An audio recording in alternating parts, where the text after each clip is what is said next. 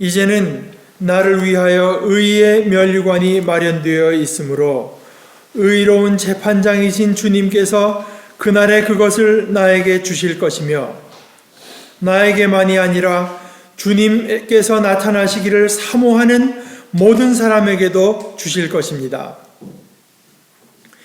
내가 처음 나를 변론할 때 내 편에 서서 나를 도와준 사람은 한 사람도 없습니다. 모두 나를 버리고 떠났습니다. 그러나 그들에게 허물이 돌아가지 않기를 빕니다. 주님께서 내 곁에 서셔서 나에게 힘을 주셨습니다. 그것은 나를 통하여 전도의 말씀이 완전히 전파되게 하시고 모든 이방 사람이 그것을 들을 수 있게 하시려는 것입니다. 주님께서 나를 사자의 입에서 건져내셨습니다. 주님께서 나를 모든 악한 일에서 건져내시고 또 구원하셔서 그분의 나라에 들어가게 해주실 것입니다. 그분께 영광이 영원 무궁하도록 있기를 빕니다. 아멘. 하나님의 말씀입니다. 오늘 말씀은 사도 바울이 거진 인생의 맨 마지막 단계에서 공식적으로 남긴 말씀이라고 봐도 좋을 것입니다.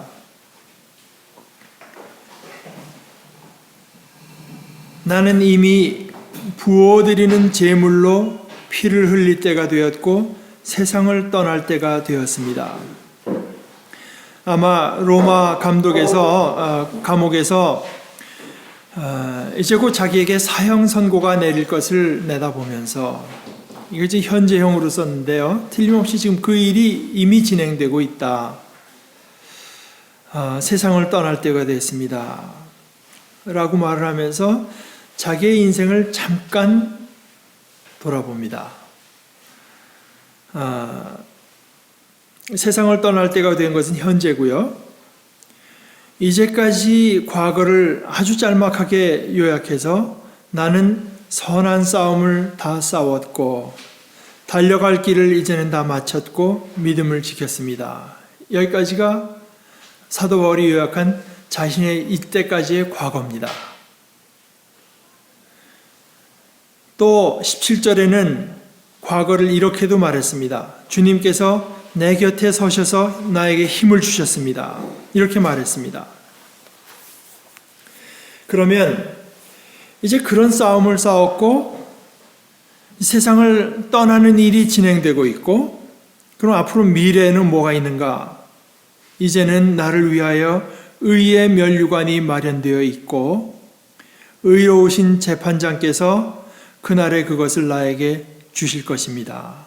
또 18절에는 주님께서 나를 모든 악한 일에서 건져내시고 또 구원하셔서 그분의 하늘나라에 들어가게 해주실 것입니다.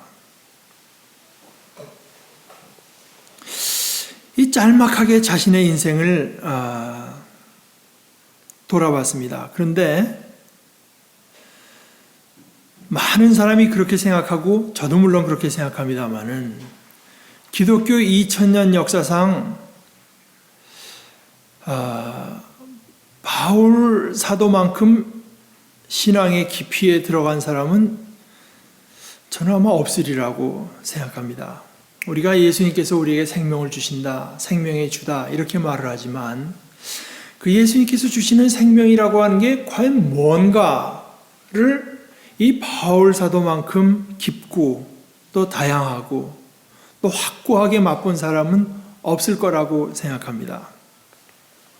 그뿐만 아니라 작년에 미국에 있을 때 어떤 TV에서 이제 바울 사도의 그 전도 여행기를 한번 보여주는데 여러분 그 TV에서 가끔 보시는 형사 포아로 그 아가사 크리스티 그 추리 소설의 포아로 형사로 나오는 이가 이제 바울 사도의 전도 한 중요한 데를 다니면서 이제 전문가도 만나고 하면서 찍은 필름이 있습니다. 그런데 막판에 제가 기억하기로는 그 막판에 말하는데 바울 사도가 도보 아니겠습니까? 그때는 거기다 이제 도보로 다니는 건데 전도를 위해서 걸어간 길이 한 10,000마일이 넘는다고 해요. 따져보니까. 뭐 좋은 신발이나 있었겠습니까?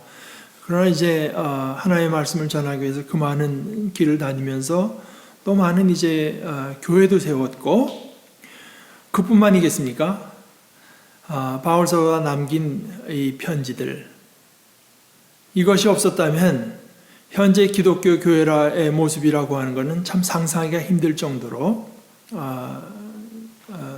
참 깊은 신앙의 글들을 이제 남겼습니다.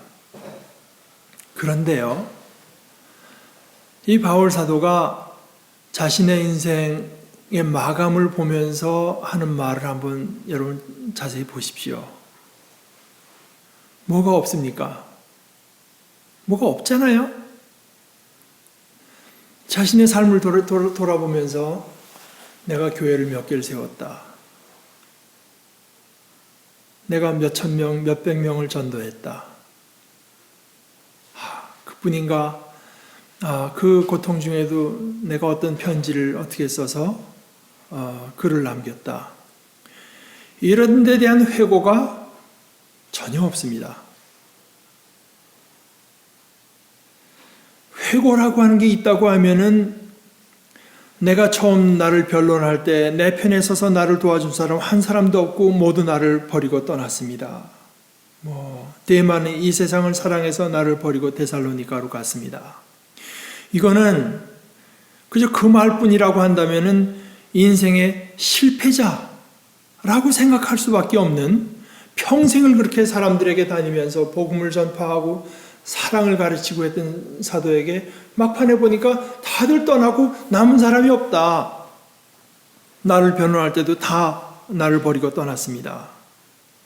라는 말을 할지언정 내가 교회를 얼마를 세웠고, 좀 불행한 얘기입니다만은 사실 그런데도 불구하고 우리 교회에서는 그런 말들이 이제 나중에 많이 듣게 되는 것을 제가 발견합니다.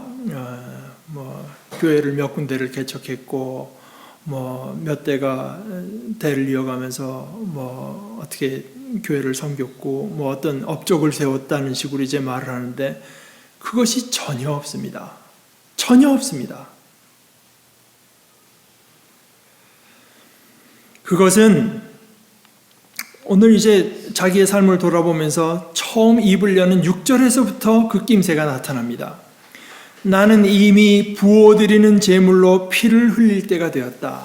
이제 자기가 떠나는데요. 자기가 떠나는 일을 옛날에 하나님 앞에 나와서 제단 앞에 희생 제물로 바치는 짐승이 거기 피를 흘리고 죽어 있고, 그 앞에 짐승뿐만 아니라 이제 곡식의 모든 열매도 바칩니다. 그리고 그 위에다 포도주도 이제 붓게 되어 있는데, 그거 자기가 세상을 떠난 이 일을 마지막 하나님께 바치는 하나의 제사로, 제물로 이해하고 있는 것입니다. 예배로서, 자기의 삶 전체라고 하는 것을 하나님께 드리는 예배로서 이제 이해하고, 자기는 아마 보나마나 어떻게 보면은 피를 흘리고 죽을 터인데, 그것이 마치 하나님께 바치는 제단 앞에 포도주를 붓는 것처럼 그것을 이해하고 있는 것입니다. 사도는 자기의 삶을 돌아보면서 자기에 대해서 말을 하는 듯 하면서 사실은 자기에 대해서 말하고 있는 것이 아닙니다. 자기에 대해서 말을 하지만 자기의 삶이라고 하는 것은, 자기라고 하는 존재는 영어로 말해서 not about myself, 내 삶의 주제는 내가 아닙니다. 내 삶의 주제는 그분에 관한 것입니다. 물론 자신의 인생도 그 나름대로의 이야기가 있습니다. 여러분들, 우리가 인생을 떠날 때 언제 어디서 어떤 부모님 밑에서 태어나서 어떤 시절을 겪었고, 어떻게 하면서 세상에서 훌륭하다고 한 사람 같은 무슨 업적을 남겼고, 이런 말들이 많지 않겠습니까? 또 그가 그에게 감동을 받은 후학들이 세상에 얼마든지 있고, 또는 어떤 세상에 어떤 경제적인 어떤 업적을 세웠고, 그래서 그 일로 인해서 세상이 어떻게 달라졌고, 이런 말들을 많이 할 거 아닙니까? 그러나 자신의 인생도 그 나름대로의 이야기가 있을 터이지만은, 그러나 개인으로서의 나의 삶의 이야기는 그 이야기만 딱 떼놓고 보면은, 특히 바울 사도 같은 경우에 이거는 이해할 수도 없고 사실은 아무 의미도 없습니다. 내가 교회를 몇 개를 세웠건, 로마서를 남기고 고린도서를 남겨서 이 세상에 어떤 누구도 그렇게 글을 읽고 많은 감동을 받은 적이 없을 정도의 글을 남겼다고 해도 그것도 나에게는 아무 의미가 없습니다.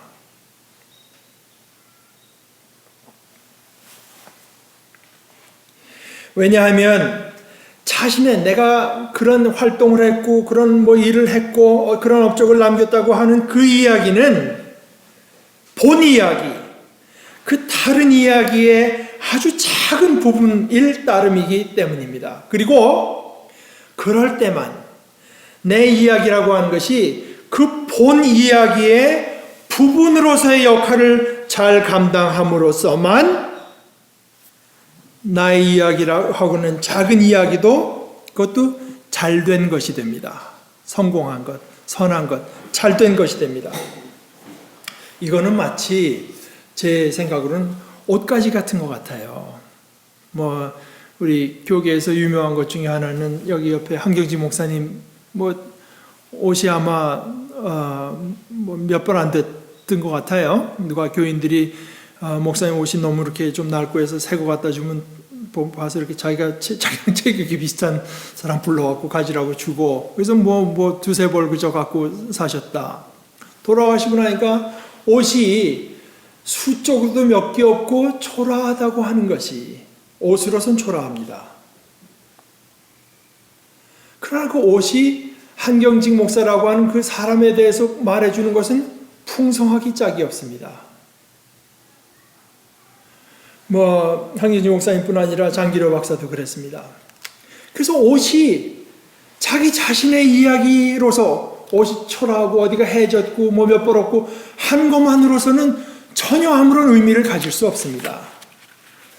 그 옷이 그 사람을 입었던 사람의 삶의 가치와 삶의 모습을 드러낼 때 그 옷도 빛날 수 있게 됩니다. 이제 바울 사도 자신의 이야기는 일단 결말에 이르렀습니다. 여기까지 자신의 이야기는 바울 사도의 말을 따르면 성공적입니다. 성공적. 내가 얼마나 위대한 인물인가, 내가 얼마나 유능하고 내가 얼마나 참 치열한 삶을 살았는가가 드러나서가 아니라 그 삶을 통해서 하나님이 드러나셨기 때문에, 그래서 성공적인 것입니다. 그것이 바울 사도가 말하는 우리 인생의 싸움, 선한 싸움입니다. 싸움이 여러 가지였을 것입니다. 안팎의 싸움이었을 거예요. 자기가 자기 스스로도 다스려야 되는 내면의 싸움도 있었을 것이고, 교회 내에서 여러 가지 갈등이 일어나고 또한 잘못된 생각이 일어나는 데 대한 그런 싸움도 있었을 것이고, 물론 복음을 대적하는 사람들과의 싸움도 있었을 것입니다. 삶을 통해서 끊임없는 싸움을 했지만 그것은 선한 싸움. 바울 자신은 그것을 지켜냈습니다. 자신의 삶이 하나님을 드러내는 것으로서 그 목적과 주제를 삼는 그것을 지켜냈다는 말씀입니다. 이것을 자기 나름대로의 인생, 내가 받은 내 인생의 주제로 삼은 사람은 진정 복 있는 사람입니다.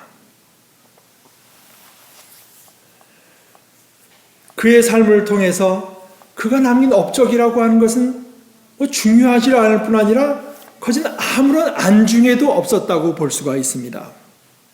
오직 그에게 있어서 중요했던 것은 믿음.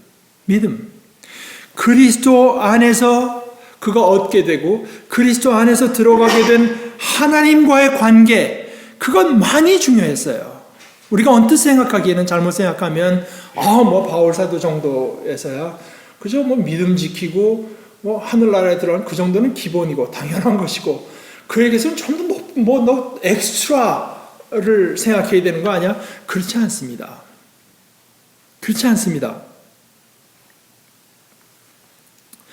오늘 이 17절의 말씀 보십시오.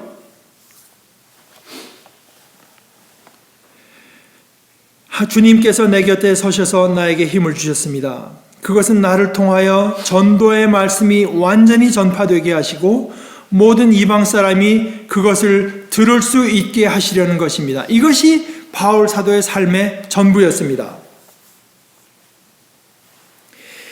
인생 또는 더 근본적으로 자기라는 존재, 나의 주제가 내가 어떻게 삶을 살아서 얼마나 잘 됐고 얼마나 유능하고 얼마나 멋있는 사람인가로 드러나는 것이 아니라 내 삶의 존재의 주제가 나 자신에게 있는 것이 아니라 하나님께 있으니까 당연히 하나님이 어떤 분이신지를 드러내는 일에 자신의 인생 전체를 걸었습니다.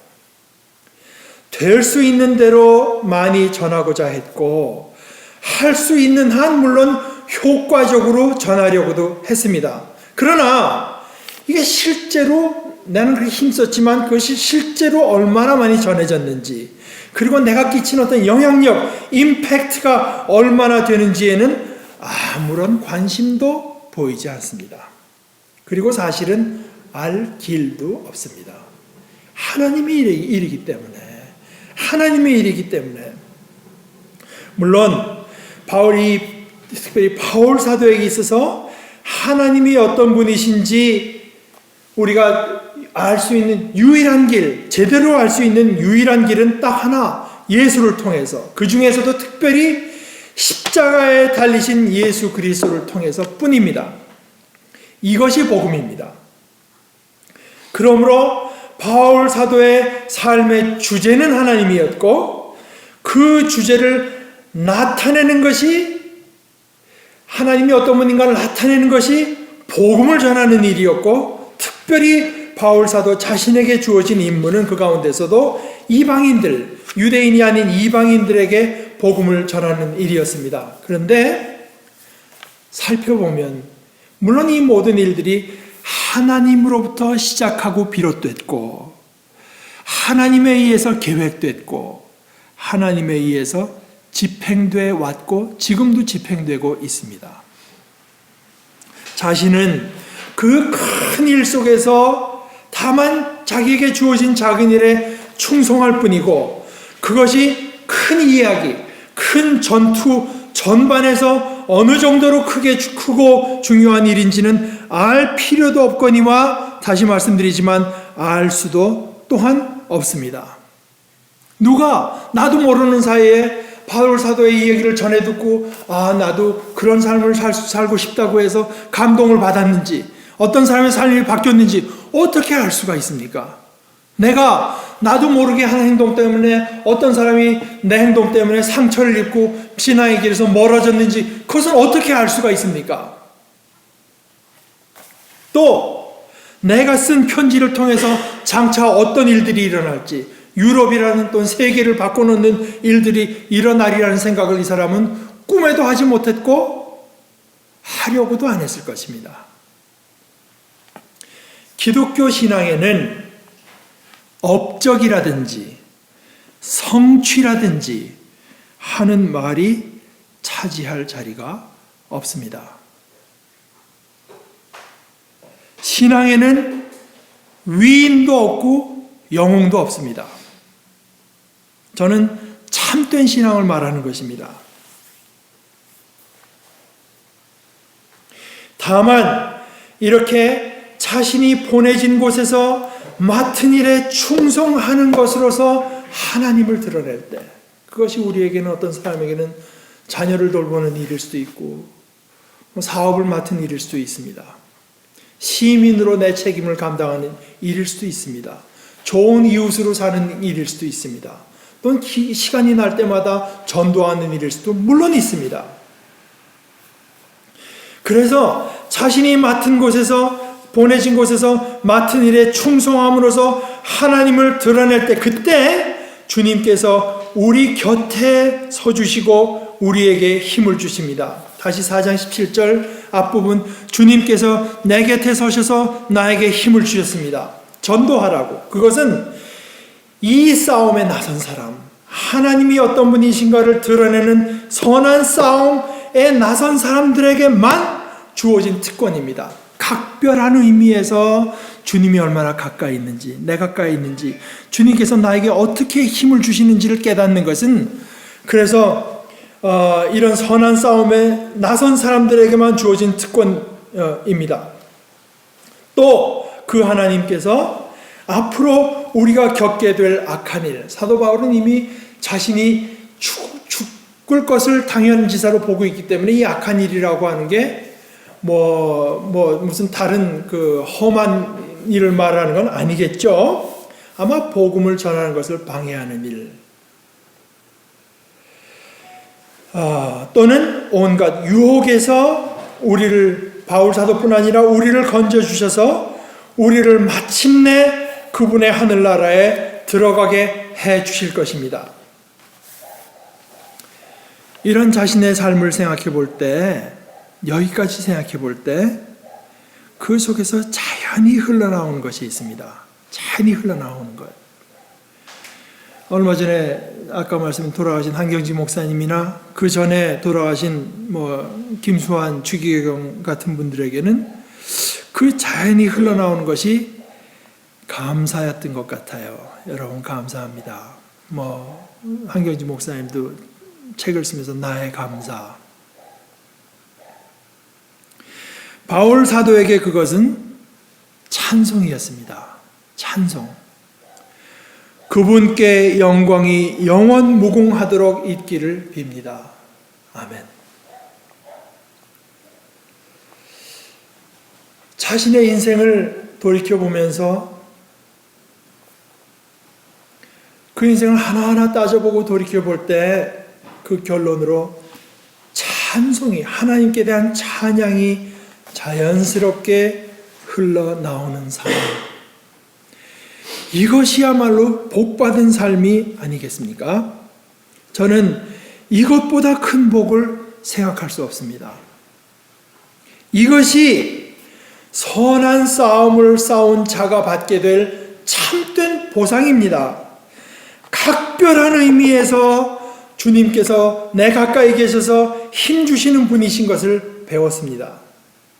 그것은 이제까지의 일, 과거의 일입니다. 주님께서 내 곁에 서셔서 나에게 힘을 주셨습니다. 그리고 이제부터의 일에도 남다른 확신, 각별한 확신을 지니고 있습니다. 주님께서 나를 모든 악한 일에서 그것이 무엇이건 다 건져내시고 또 구원하셔서 그분의 하늘나라에 들어가게 해주실 것입니다. 이 모든 과거와 미래의 일은, 이 과거와 미래, 시간을 초월한 영원한 주제가 이게 진정 참되고도 유일한 인생과 온 피조물과 역사의 주제이기 때문에 그렇게 되는 것입니다. 그 주제가 바로 이것입니다. 그분께 영광이 영원 무궁하도록 있기를 빕니다. 아멘. 내 삶의 주제도, 사실은 이 우주 온 피조물의 주제도, 몇백억 년이 흘러갈 줄 모르는 이 역사의 주제도 바로 이것입니다. 이것을 내 삶에서 발견하는 사람은 복된 사람입니다. 참으로 바라건대 우리도 또한 세상을 떠날 때, 우리 각자 여기 앉아있는 우리 모두도 세상을 떠날 때 바로 이것을 내 삶과 존재의 전부로 고백하는 복을 누릴 수 있기를 간절히 바랍니다. 아멘.